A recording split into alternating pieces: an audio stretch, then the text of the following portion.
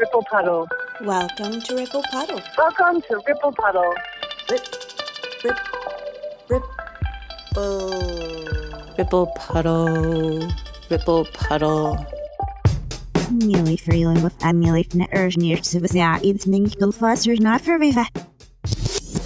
you were a kid, your parents probably told you not to talk to strangers. Somewhere along the line, you were deprogrammed of that, perhaps on instinct, realizing the subtle fact that everyone you know, your closest friends, your lovers, were once people you knew nothing about. I'm Carla Taylor. Stephanie Hafer is taking some time off to complete previous projects in Detroit. Have you ever found yourself looking into the eyes of a stranger and feeling that familiar feeling? Is it déjà vu, or do strangers perhaps become friends because fragments of them remind us of fragments of people we've loved before? The stories you're about to hear deal with the strangeness of strangers, the unknown mystery of what they signify, why they come into our lives, what we learn about ourselves, whether through altruism or curiosity. Ready to eavesdrop in? Just toss me your Cheetos. Yeah, toss me those Cheetos. Help me out with those Cheetos. When Yeah, I so I have a lived in stranger Colorado, story. So I back would when always I drive was, back like, east every summer. I to was visit still in friends Houston and at this time, and I family. was loved that drive. 18 years old, and I was waiting tables at a place called Billy Blues, which was like this blues restaurant with a big saxophone outside. And it was, so inside you had like a blues area separated by garages where bands would come and play. And then you had the restaurant, which we served barbecue and all that kind of stuff. And it was completely dead this night, and this group of people came in, and there was probably about 15 people, and they all sat in this table inside the blues portion, which there was no band at the moment. I was the only person there to do some cocktailing. I just got them shots and drinks and maybe 3 or 4 rounds. There were so many people that the guy asked for the check, and I think the check was 200 something bucks. The guy was looking at the check for a while. I had already run his card, and he's sitting there with the tip empty, and he says, "Hey, how much tip should I put in here?" And I go, I can't tell you what to put in there. If you think I gave you good service, then, give me 20%. I mean, good tip is 15 to 20%. He's like, okay. And so I go back to doing what I'm doing, and then he calls me over there again, and I go over there. I just really enjoyed your service, and I'd like to know what I can do. Like, how much should I put down here? And I go, look, I can't tell you what to do with your money, but I mean, you can put as much as you want in there. Really, I don't care. Hoping that he puts like $5,000 or something. I go back to doing what I'm doing. He comes up to me at the computer because I think he didn't want to sound weird around the rest of his friends. He says, look, I really think that you gave us excellent service. I really like to compensate you. Is there anything that I can do? And I go, I don't know what you're talking about. I don't know what you mean. And it was a little creepy, but I was like so curious about this guy. So he goes, what about your shoes? And I look down, and I have these tennis shoes that I bought at like Academy, and they've got barbecue sauce all over them. And I'm like, what about them? He goes, well, how much do you want for your shoes? For my shoes? And he's, yeah, how much do you want for your shoes? I go, I don't know. Like, how about, I don't know, make me an offer. He goes, well, how about $300? And I go, $300? Yeah, you can buy them for $300. And I was thinking in my head, what the hell? Why does this guy want to buy my barbecue stained shoes? I mean, they stink. I mean, they're gross, right? So I go, if you don't mind me asking, what do you do? He goes, I'm an accountant for Shell Oil. You're an accountant, and this is the way you spend your money? And he handed me his card. He goes, yes. And if there's anything else you'd like to sell, let me know. And I thought, man, this is crazy. So I went to the back. I put my shoes in a paper sack, and I'm walking around with my socks. And then, like I said, it was a dead night. So I'm like, what the hell? Who cares? I put the shoes in the bag, and I bring it to him, and nobody knows in his party what else is going on. Like, they don't know that he just bought my shoes. They're all getting up to leave and everything, and I meet him with that bag, and he goes, thank you so much. Oh, and then he put like another $300 in the tip amount. So I made like $600 that night on one table, which was fucking amazing. So I was like, man, I'm set. I went home that night, and this thing is going through my head. I'm like, what the hell is like just happened, right? I went home and I had that card, and I started looking around the room like, what the hell else can I sell this guy? Because I'm like, shit, I got a ton of shoes, you know? I'll sell you every pair of shoes I have for about $500. I'll just smell them up real good, put some barbecue sauce, whatever you want, I'll do it. The next day, I bought the same exact shoes on sale for half price. It's like $30. So I sold him the shoes because I was like, this will at least be a good story I can tell. Like, one thing that I've really struggled with is this like concept of death. Death is something that, you know, we're all going to face. All the bone marrow transplants in the world, all the tissue engineering that I hope to do in the future, as many technologies as we can make, we're never going to be able to avoid death. I was at a random religious service at the Interfaith Chapel on campus. As I was leaving the service, there was a place to just swab your cheek. 2 years later, you were matched with a patient. Do you want to donate bone marrow? And it still hadn't hit me. I still don't think I understood the magnitude of the whole process, but I was just like, yeah, okay. So from there, went to the normal logistical processes of bone marrow donation, which is confirmatory typing, and then when I was all set to go, I was told that I would have to do the actual bone marrow extraction versus the blood stem cell extraction. And because the process is a little bit more involved, I was flunked in New York City. I got $60 a day. Then we woke up at 5 in the morning and met this really cool guy who works for Gift of Life, which is the organization. Went under anesthesia, woke up, and that was pretty much it. As the anesthesia started to wear off, the pain definitely kicked in. I looked at the pain medication, but then time kind of froze, and I sort of let everything settle in, and it hit me right then. My blood is floating around. This random guy, I was just laying in that bed and just imagined miles away there was someone else who I didn't know, but knew that soon enough he'd just be laying in bed too. It was this really empowering thought. It sort of motivated me to just keep on going to the point today where now I work for Gift of Life. They have these really cool relays where they get a bunch of support in one area for bone marrow donations, and they have donors and recipients come, and it's this big walk, and there's always a donor-recipient reveal. So I think there's something really magical about acknowledging that there is this thing that ties us all together. We all have the same machines, the same biological mechanisms that we're using to process all of this. And we all do that in different ways. The random people and the random things that happen in Peru. Because when I tell my friends the stories that happened to me in Peru when I was a kid or whatever, they think things just happen out of nowhere all the time. Borderline dangerous situations. And somehow we're always at home the next day or whatever, just always at home, like having a beer, laughing about it, like something that was almost terrible. I'm on the street. I don't know where I was coming back from, but I was going back to the apartment we were staying at. I get off my bus, I took a cigarette out of my pocket, and I see a guy sitting, he's like standing, like leaning on this wall that's behind me. And I see this big tattoo on his leg. It's a tattoo of a guy on a skateboard. And I think, wait, I've seen that tattoo before, because I have a bunch of friends growing up who were longboarders, skateboards, and whatever. I remembered, I do know this guy. So I go to him and say, how's it going? Hola. And he just looks at me, his eyes are totally red. He remembered who I was. He didn't see me very personally because I didn't skateboard because I was a guitarist and I had broken my wrist at one point, so I decided to stop skateboarding and all that. He wasn't doing very well. He was obviously stoned off his ass, had just broken up with his girlfriend. He said he wanted to see us. He said, come by to my house tonight. I want you guys to come by. He's actually asked to see my friend Nico and Russell. So I call Nico and Russell and we go to his house that night. So Fico and Russell go like through some sketchy adventure and get weed, and me and Nico are still at the house, just hanging out. While they're gone, we're looking at all the stuff he has in his house. He's the first longboarder in Lima, which is, if you think about it, because there's all these mountains, it's crazy dangerous too because there's all these potholes. He has like millions of bongs and just like all this weed paraphernalia and like all the drug paraphernalia, like razor blades and all this weird shit. One thing that goes to my mind is, why does this guy have such a nice apartment? And then he gets home, and I'm asking him about it, and he's like, oh, well, it's inheritance. I was asking him, so inheritance, but like, what did your parents do? He says, well, his mom apparently was a tarot card reader. She would get paid to travel all over South America to read people's future on these cards. And he had a deck of the tarot cards, and like his mom had written a book about the tarot system or whatever.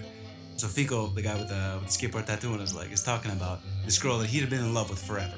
But she's just not like, she has like a few kids with a few different guys, and at one point she was staying at his house for a little while, and he's just talking about like all these crazy stories. Like she at one point like had gotten very paranoid and like cut his hand with a knife, and he showed us the scar just ridiculous. And he's like, oh yeah, this happened the other day, and like she cut me and blood was like splattering on the wall. You know, there's still some blood on the wall. You can see it. Like I thought it like ridiculous. But I'm sure he's probably more of a psycho than she is. We roll the joint.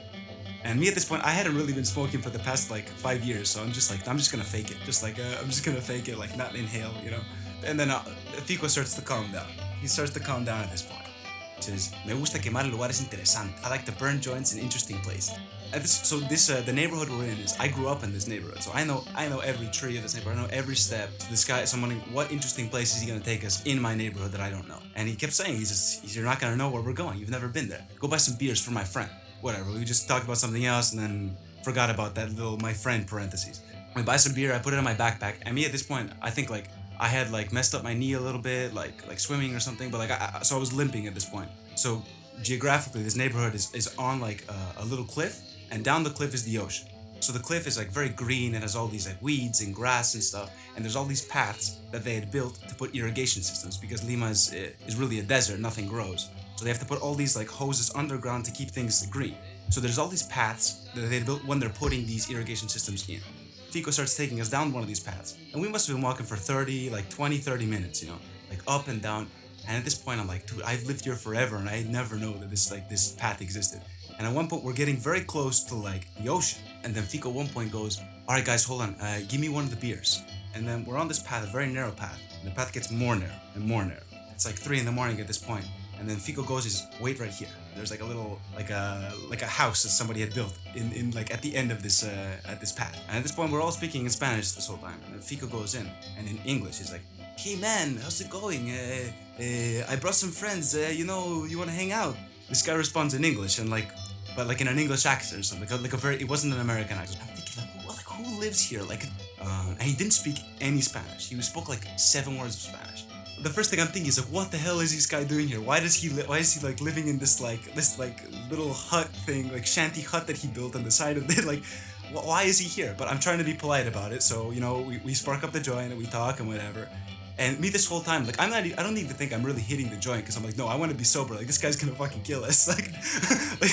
Like I'm already like I should have brought because when I was a kid I used to walk around with a pocket knife, because Fico, like I don't trust this guy at all, you know. And I'm thinking like if he gets fucked up, like go crazy and throw us off the side of this mountain, right?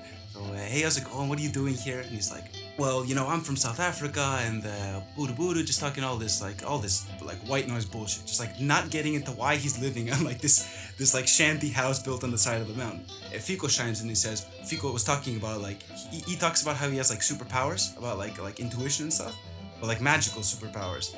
I knew somebody was living on the side of this mountain. I was exploring this place and I found Gabriel, right?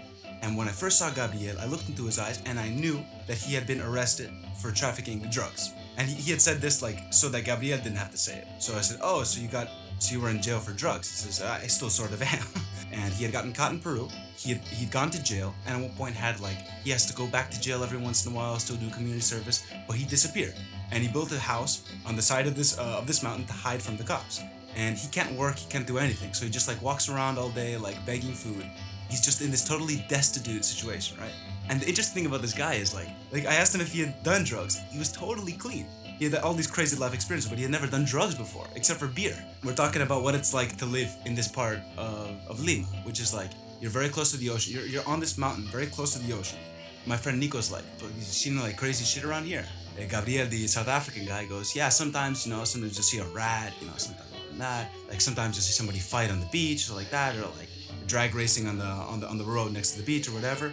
But sometimes you can see the lights. And he said it as if it was just normal, the lights, What lights are you talking about? And he said, in the sky, you can see lights sometimes. Like what? Like alien ships? Yeah, you can see UFOs. If you stay here, you look at the sky all the time. Once a week, at least once or twice a week, you'll see these lights. And what the lights do, and he's going into very crazy detail about these lights. So it'll be small, and then it'll come close, and then it'll divide into 2, and then they'll dance around, and they'll go back out. And so for the whole duration of this time I'm in Peru, which is probably like a month or a few weeks, and I was talking to friends in Lima, and apparently a lot of people see these lights. It's not just this crazy guy. When I lived in Colorado, I would always drive back east every summer to visit friends and family. I loved that drive. It was just me and 29 hours in the car, and I loved it. I loved the freedom of it. I can't express that enough. On one trip back to Colorado, I had just gone through St. Louis and I started getting tired. I was thinking how nice it would be to have a companion in the car. Lo and behold, as I'm driving along, I see a hitchhiker on the side of the road. And I think, well, he might make good company. He had a tie-dyed shirt. He looked like a hippie. He looked fun, like a fun young guy. I don't know. I was 20 and I was living in Boulder, and that seemed cool at the time. So I got off at the next exit and I turned around and I came back around and I stopped to pick him up. Up until then, I'd had really good experiences, both hitchhiking and giving rides in a New England summer town and in Boulder. It was all very safe and friendly. I slow down to pick him up, and he immediately goes to open the door. And that's a huge no-no. You don't ever just open somebody's door. You wait to see if they tell you can get in. So as soon as he tried to open the door, I pressed the gas and went forward, and he kind of got startled and jumped back. And then I stopped again instead of just driving away, which clearly would have made sense because he didn't know what he was doing. He did not know hitchhiker etiquette. But I stopped. I gave him a second chance. I locked the doors. I rolled down the window halfway and I said, where are you going? And he said, oh, I noticed you have Colorado plates. Are you going to Colorado? And I said, no. Where are you going? And he's like, oh, well, I'm trying to get to the rainbow gathering up in Idaho. And I was like, well, I'm going west. I can give you a ride as far as Denver, and then you can go up north to Idaho from there. And he seemed a little reluctant, but it's a ride, take it or leave it. And he decided to take it. So he walks away and he comes back with 3 cardboard boxes all wrapped in duct tape, and a big plastic bucket wrapped in duct tape, and a dog, and a sleeping bag. And I was just like, okay, well, you can just put all that in the back. The dog too, because I have a cat. So he loads it up in the back, and then he gets in the front, and my cat, who's sitting on my lap, immediately reacts to him with an arched back. She looks like a Halloween cat, poofs up and hisses in a sound I've never heard before. She's never reacted to anybody ever like this. And I'm just like, oh shit. But he's in my car now, all loaded in, and I feel compelled to go. I was thinking he was a peer. I was thinking I was picking up a 20-year-old, and he was probably in his late 40s or 50s. His hands are really gnarled and leathery, and his face is really leathery, and probably had a really hard life, probably did a lot of drugs. But when he said that he was going to the rainbow gathering, I was intrigued. I'd heard a lot about it, and I thought, this is great. I'll ask him lots of questions and find out all about what it's like at a rainbow gathering. It's a little bit like Burning Man. It's a commune, basically, but it's a movable feast.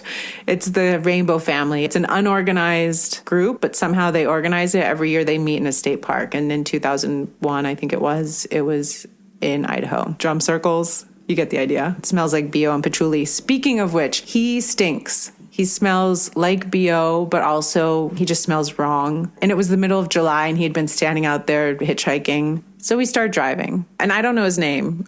He told me his name. I don't remember it. I think I blanked that part out because it was a little bit, what is that? Like distress, amnesia? I just made that up. The first thing he says to me is that he knows a northern route.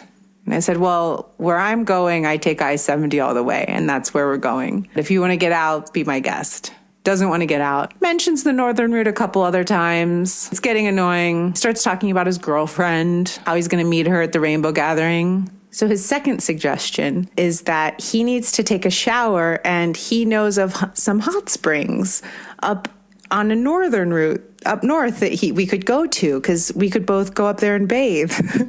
And I'm thinking, yes, you need a shower, but gross. I don't want to go bathe with you in hot springs. That sounds like my worst nightmare. He keeps talking about his girlfriend, but I'm starting to doubt the existence of her. And then I wonder, well, what's in his boxes? Because what if he cut up his girlfriend and that's what's in his boxes and bucket? So I ask him, what's in your boxes?